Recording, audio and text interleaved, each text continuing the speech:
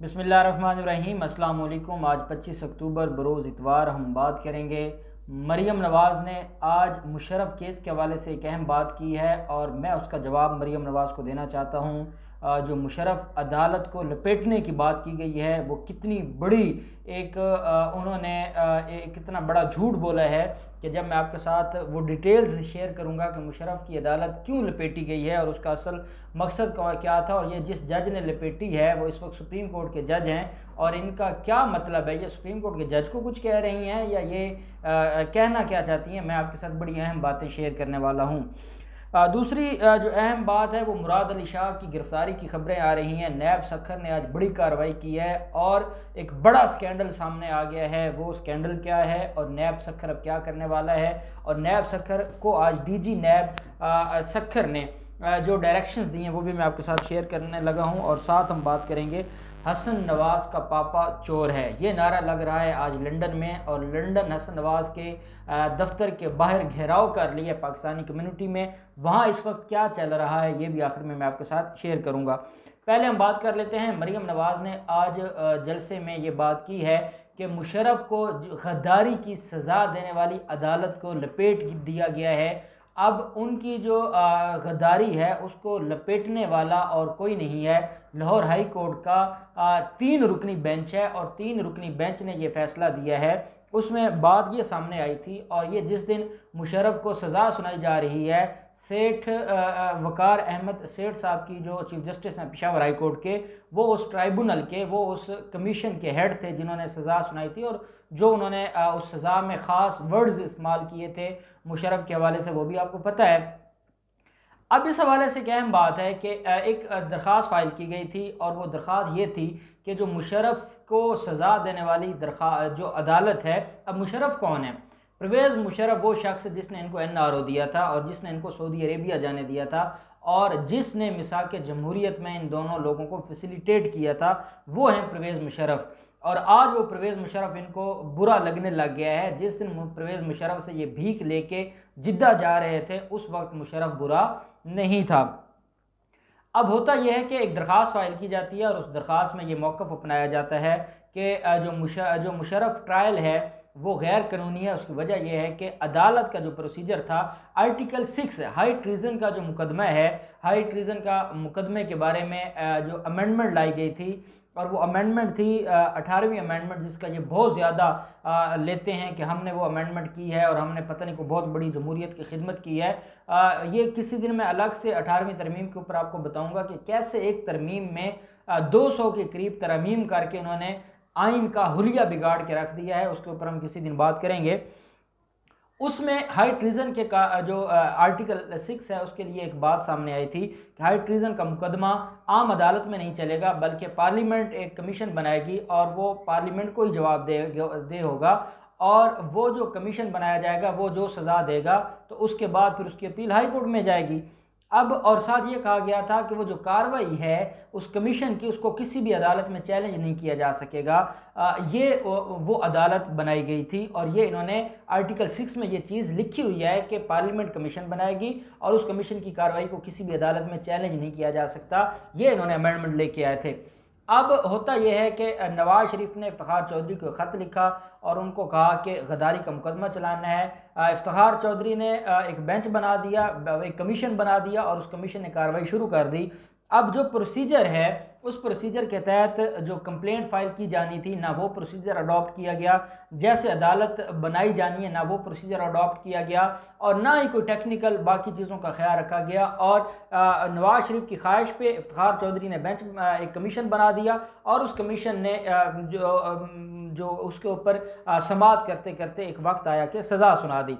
अब ये बिल्कुल ऐसे ही है जैसे प्रेसिडेंशियल रेफरेंस है काजी फैज़ ईसा साहब के हवाले से, और उस जजमेंट में ये कहा गया कि टेक्निकल चीज़ों की गलती थी और टेक्निकल बुनियादों पर जो एरर थे, टेक्निकल तकनीकी खराबियों की बुनियाद पर वो जो रेफरेंस था उसको कलअदम करार दे दिया। ऐसे ही लाहौर हाई कोर्ट ने तकनीकी खराबियों की बुनियाद पर वो जो कंप्लेंट फाइल की गई थी और जब अदालत बनाई गई थी, क्योंकि वो गैर कानूनी तरीके से बनाई गई थी, जो उसमें टेक्निकल एरर्स ऐसे थे और उसके अंदर ऐसी जो जुरिस्डिक्शन का मसला था, तो उन बुनियादों पर लाहौर हाई कोर्ट के बेंच ने, ये वो बेंच है जस्टिस मज़ार अली अकबर नकवी साहब जो सुप्रीम कोर्ट के जज हैं, जिनकी जो बतौर सुप्रीम कोर्ट का जज तकरीरी चैलेंज की गई है मुख्तलिफ बार काउंसिल्स की तरफ से भी, और सेठ वकार साहब जो चीफ जस्टिस हैं पेशावर हाई कोर्ट के, उन्होंने भी ये तकरीरी चैलेंज की हुई है। और ये वो जज साहब है जिन्होंने हमजा शहबाज को एक केस में रमज़ान शुगर मिल में ज़मानत दी थी और आमदन से ज़्यादा असासा केस में ज़मानत खारिज की थी। तो ये उनके बारे में कहा जा रहा है कि लपेट दी है, और ये अब ना सिर्फ फ़ौज के ऊपर हमला बल्कि अब अदलिया के ऊपर भी ये शुरू हो गए हैं, और ये बेसिकली इदारों को आपस में लड़वाना चाहते हैं। तो मैंने चाहा कि जो उसने ये बात की है लपेटने की, उसका मैं आपको थोड़ा सा बैकग्राउंड बता दूं, ताकि कोई ये ना समझे कि मुशर्रफ को लपेटना, जो दरख्वास्त की अदालत को कि फ़ौज ने लपेटा है। फ़ौज ने नहीं लपेटा, वो लाहौर हाई कोर्ट ने ही लपेटा है, और उसकी वजह यह है कि वो उसमें गलतियाँ थी, उसमें गैर कानूनी चीज़ें थी, और उसकी बुनियाद पर वो ख़त्म हो गई थी। अब हम आ जाते हैं मुराद अली शाह के ऊपर। मुराद अली शाह जो करप्शन का सिंध को जिसने गढ़ बना दिया है, और बिलावल हाउस में जो उसने हराम चुराया है वो बिलावल हाउस पहुंचा दिया है। और बेसिकली ये जो वज़ीर आला सिंध है ये बिलावल और आसिफ जरदारी के पे रोल पे काम करता है, और ये वही काम करता है जो एक वक्त था उज़ैर बलोच किया करता था, रव अनवार किया करता था। और ये इस मकसद के लिए इसने सारे जो इदारे हैं जो प्रोविंशियल गवर्नमेंट के अंदर आते हैं वो सारे के सारे बिलावल हाउस की खिदमत पर लगा दिए हैं, बिलावल और जरदारी माफिया की खिदमत पर लगा दिए हैं। और वो आपको नज़र आता है। एक बड़ा स्कैंडल सामने आया है नैब सखर ने। मैंने आपको शायद को 1-2 माह पहले आपको एक वीडियो में मैंने आपको बताया था कि नैब सखर ने करोड़ों रुपए की गंदम जो है वो खुर्द-बुर्द होने की इंक्वायरी शुरू की है, और वो 15,000 मन गंदम है जो खुर्द-बुर्द हुई है, जो तकरीबन 6,000 बोरियां बनती हैं, और ये 25 करोड़ की गंदम है जो खुर्द-बुर्द की गई। इसके ऊपर इंक्वायरी की गई थी। कंदकोट और कश्मीर के गोदामों में जो चेकिंग की गई, वहाँ पर नैब की टीमों ने छापा मारा। वहाँ पे नैब की टीमों ने रिकॉर्ड अपने हैंड ओवर किया, रिकॉर्ड अपने पास उन्होंने रिकॉर्ड जब्त किया जो उन गोदामों का रिकॉर्ड था।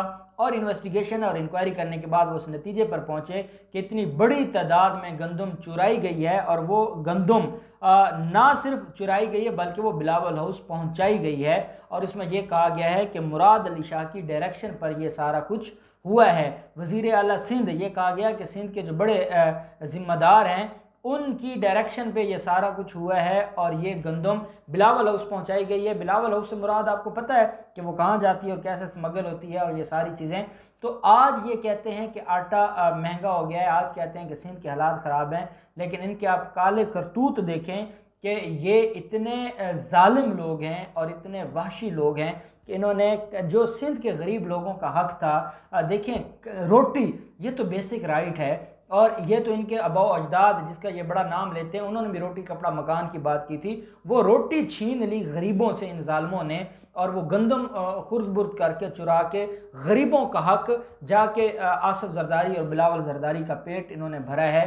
और इस सिलसिला में ना सिर्फ महकमा खुराक के जो अफसरान हैं उनकी गिरफ्तारी के बारे में ऑर्डर्स जारी हो गए हैं, बल्कि नैब सखर ने ये डिसाइड किया है कि इसमें जो चाहे वो बड़े लेवल पे, और बड़े लेवल पे आपको पता है वज़ीर आला सिंध हैं, सिंध के सबसे बड़े ज़िम्मेदार की जब बात हुई है तो वो वज़ीर आला सिंध हैं, उनकी गिरफ्तारी के इम्कानात उन्होंने वाज़े कर दिए हैं, और ख़त लिख दिया है चेयरमैन नैब को कि ये मामला है और इसके बारे में ये हमारे पास दस्तावेज़ात आ गई हैं। और सारी नैब ने अपने ख़त में लिखा है कि इतने अहम सबूत हमारे हाथ लगे हैं कि जिनको कोई रिबटल नहीं है, जिसकी कोई रिबट नहीं कर सकता।